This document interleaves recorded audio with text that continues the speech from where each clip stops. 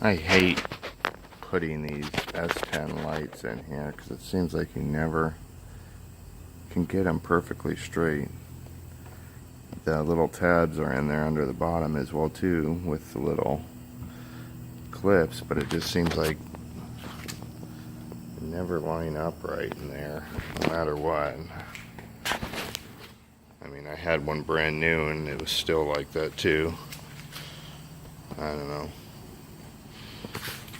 Black grill that came off of an Xtreme Blazer. We'll see. Looks alright, I guess.